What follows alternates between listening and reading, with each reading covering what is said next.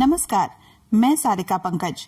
आप देख रहे हैं निर्माण आईएएस के YouTube चैनल पर ऑडियो आर्टिकल। आज का विषय है Panchayat Extension to Schedule Areas Act 1996 यानी कि पेसा एक्ट 1996। हम पेसा को जानने के प्रोसेस में किन स्टेप्स पर बात करेंगे, आपको सबसे पहले ये बता देते हैं।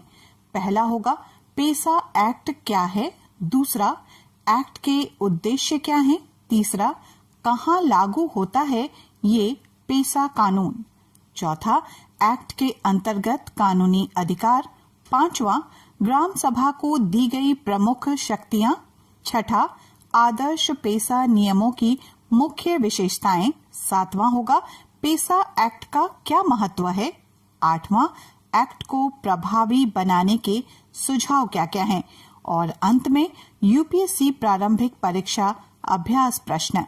आइए सबसे पहले जानते हैं कि पेसा एक्ट क्या है। भारतीय संविधान के अनुच्छेद 40 में राज्यों को पंचायतों के गठन का निर्देश दिया गया है।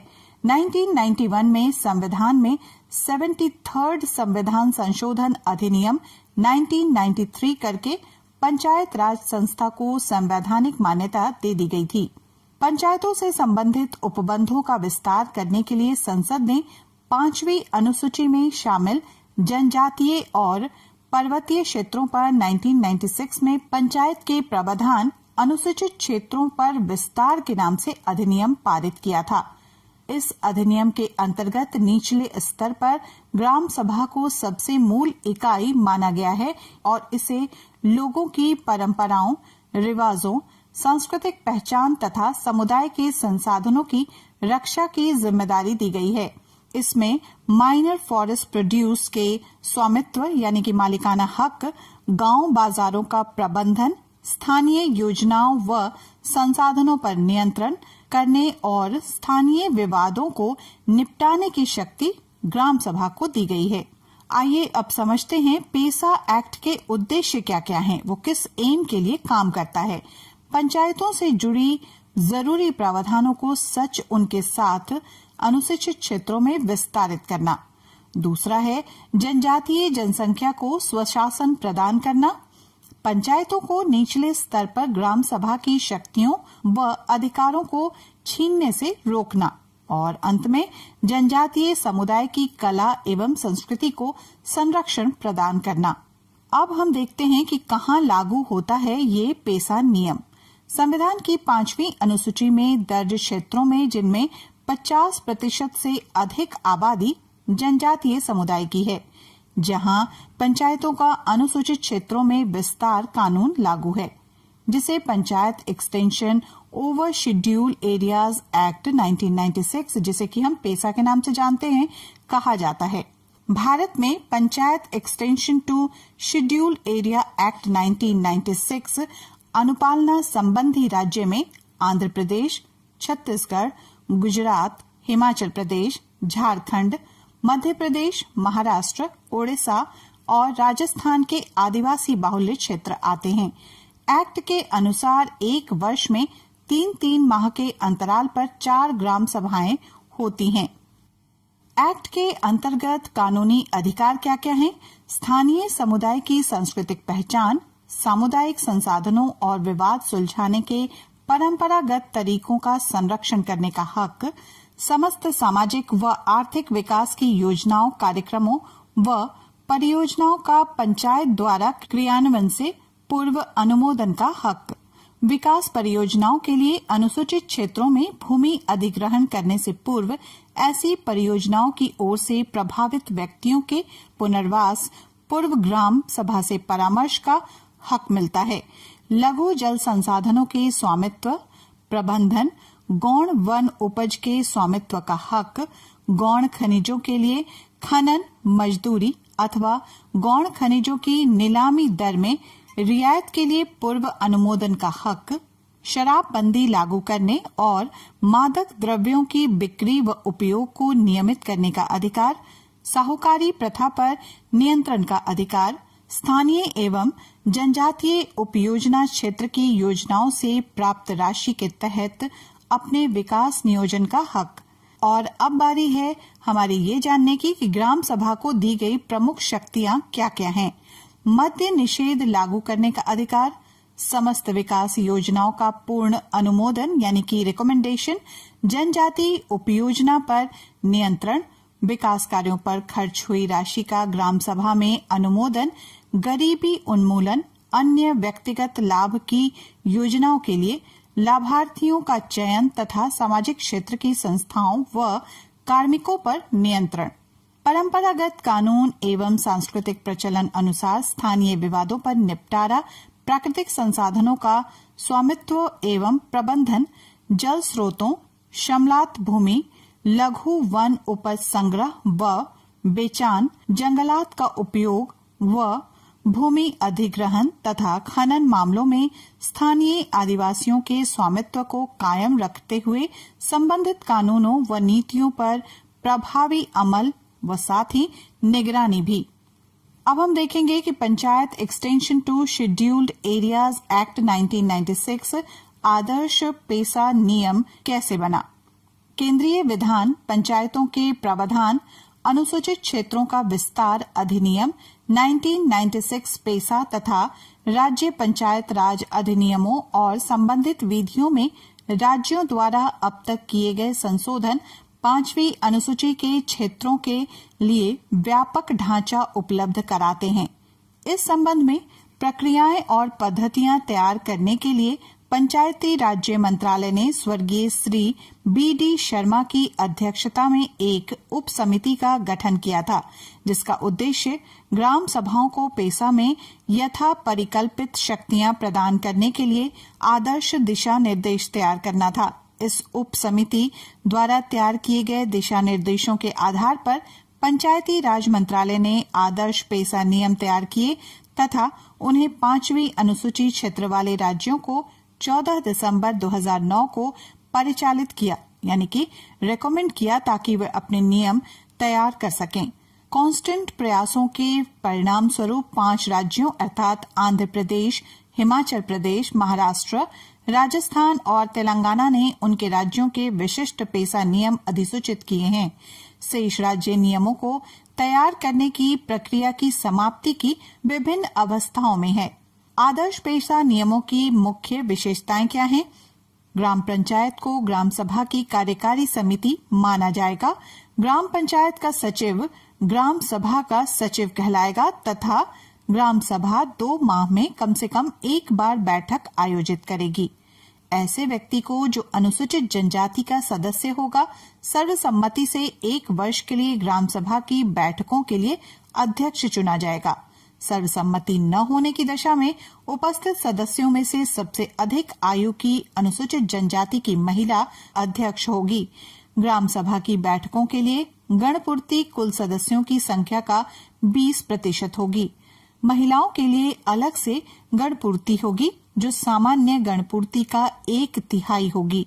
ग्राम सभा गांव के कार्यकरण के विभिन्न पहलुओं के संबंध में उत्तरदायित्व के निर्वहन के उद्देश्य से स्थायी समितियों का गठन कर सकेगी, जैसे शांति समिति, न्याय समिति, संसाधन आयोजना और प्रबंधन समिति, मद्यपान नियंत्रण समिति, ऋण नियंत्रण समिति, बाजार समिति, सभाकोष समिति तथा ग्राम सभा द्वारा उपयुक्त समझी जाने वाली कोई अन्य समिति जिनके सदस्यों का चयन ग्राम सभा के सदस्यों में से ग्राम सभा की खुली बैठक में किया जाएगा। इसके अलावा आवश्यकता के अनुसार अस्थायी और तदर्भ समितियों का गठन भी किया जा सकता है। सभी स्थायी समितियों का कार्यकाल 1 या 2 वर्ष का होगा, जैसा ग्राम सभा द्वारा निर्णय लिया जाए। यदि किसी अधिनियम के अंतर्गत किसी विषय जैसे वन, सिंचाई प्रबंधन आदि पर किसी सरकारी विभाग द्वारा कोई निकाय अथवा समिति गठित की गई है, तो उस विषय पर ग्राम सभा की स्थायी समिति माना जाएगा। संबंधित अधिनियम में किसी उपबंध के होते हुए वो निकाय अथवा समिति ग्राम सभा के प्रति उत्तरदायी होगी। ग्राम सभा एक सभा कोष का अनुच्छरण करेगी, जिसमें किसी भी रूप में प्राप्त हुए अंशदान को रखा जाएगा, जिसमें नकद अथवा वस्तुओं के रूप में स्वैच्छिक अंशदान तथा ग्रामवासियों की मजदूरी, सूक्ष्म वन उत्पादों, सूक्ष्म खनिजों आदि के लिए सरकार के माध्यम से प्राप्त राशि और ग्राम सभा द्वारा संसाधनों के उपयोग पर अधिरोपित प्रशुल्क अथवा उद्ग्रहित जुर्माने आदि शामिल होंगे। ग्राम सभा के पास अपने निर्णयों के अनुसार इसके उपयोग का पूर्ण अधिकार होगा। ग्राम सभा द्वारा विवाद निपटान की प्रक्रिया को भी आदर्श नियमों में सूचीबद्ध किया गया है। ग्राम सभा यह सुनिश्चित करेगी कि संसाधनों का उपयोग इस प्रकार से हो कि आजीविका के साधनों को बनाए रखा जा सके, लोगों के मध्य असमानता में वृद्धि न हो, संसाधन कुछ ही लोगों तक सीमित न रहने पाएं। ग्राम सभा ये सुनिश्चित करेगी कि अनुसूचित जनजातियों से संबंधित कोई भी भूमि गैर अनुसूचित जनजातियों के व्यक्तियों को अंतरित न हो पाए। ये भूमि संबंधी लेन देनों की जांच करने के लिए सक्षम होगी अथवा किसी की शिकायत के आधार पर अथवा स्वयं अपनी ओर से ऐसा करने के लिए शांति समिति को प्राधिकृत कर सकेगी, यानी कि ऑथराइज कर सकेगी। यदि ग्राम सभा की ये राय है कि अनुसूचित जनजातियों से संबंधित भूमि पर कब्जा किए जाने के प्रयास किए जा रहे हैं, तो ये लेन देन को प्रतिषिद्ध करने के लिए अनुदेश जारी करेगी, जिससे कि उसे रोका जा सकेगा तथा ऐसे मामलों में इसका निर्णय अंतिम होगा। ग्राम सभा को भूमि अधिग्रहण, शांति और सुरक्षा तथा विवाद निपटारा, प्राकृतिक संसाधनों के प्रबंधन, कृषि और भूमि, खान और खनिज, मद्यपान नियंत्रण, सूक्ष्म वन उत्पाद यानी कि माइनर फॉरेस्ट प्रोडक्ट्स, बाजारों का प्रबंधन, साहूकारी, लाभार्थियों की पहचान, योजनाओं के अनुमोदन, सामाजिक क्षेत्र की स्कीमों की समीक्षा तथा स्थानीय संस्थाओं जैसे विद्यालयों और अस्पतालों आदि की समीक्षा से संबंधित समस्त निर्णयों में अनिवार्य रूप से शामिल किया जाएगा। ग्राम सभा पहला जन्म, दूसरा मृत्यु, तीसरा विवाहों, चौथा त्योहारों, पांचवा आजीविका की तलाश में गांव से बाहर जाने वाले व्यक्तियों के विवरणों के लिए एक पृथक रजिस्टर का अनुरक्षण करने के लिए सक्षम है। ग्राम पंचायत के लिए अपने क्षेत्रों में किए गए कार्यों के लिए ग्राम सभा द्वारा दिए गए समस्त धन के उपयोग का प्रमाण पत्र उससे प्राप्त करना अनिवार्य है। यदि ग्राम सभा की ये राय है कि कोई राज्य विधान, प्रथागत विधि, सामाजिक तौर और धार्मिक रिवाजों और समुदायों संसाधनों की पारंपरिक प्रबंधन प्रक्रियाओं के अनुरूप नहीं है, तो वो उस संबंध में एक संकल्प पारित करेगी और जिला कलेक्टर के माध्यम से उसे राज्य सरकार को भिजवाएगी। राज्य सरकार उस पर आवश्यक कार्यवाही करेगी। अब हम समझेंगे कि पेसा एक्ट का महत्व क्या है। पेसा का प्रभावी क्रियान्वयन न केवल विकास लाएगा, बल्कि ये 5वीं अनुसूचित क्षेत्रों में लोकतंत्र भी और गहरा होगा। पेसा के कई और फायदे हैं। इससे निर्णय लेने में लोगों की भागीदारी में वृद्धि होगी। पेसा आदिवासी क्षेत्रों में अलगाव की भावना को कम करेगा और सार्वजनिक संसाधनों के उपयोग पर बेहतर नियंत्रण होगा।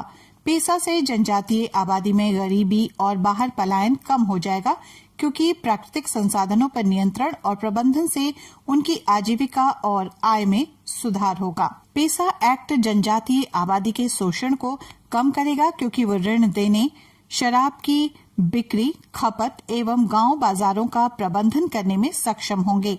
पेसा एक्ट के प्रभावी क्रियान्वयन से भूमि के अवैध हस्तांतरण पर रोक लगेगी और आदिवासियों की अवैध रूप से हस्तांतरित जमीन को बहाल किया जा सकेगा। और सबसे महत्वपूर्ण बात यह है कि ऐसा परंपराओं, रीति रिवाजों और जनजातीय आबादी की सांस्कृतिक पहचान के संरक्षण के माध्यम से सांस्कृतिक विरासत को बढ़ावा भी देगा। पेसा एक्ट 1996 को और अधिक प्रभावी बनाने के क्या उपाय हैं? ग्राम सभा को केवल प्रशासनिक शक्तियां ही नहीं, बल्कि वित्तीय शक्तियां भी हस्तांतरित कर उन्हें सच में सशक्त बनाए जाने की जरूरत है। लोगों को इस अधिनियम और इसमें अंतर्विष्ट उनके अधिकारों की जानकारी प्रदान की जानी चाहिए।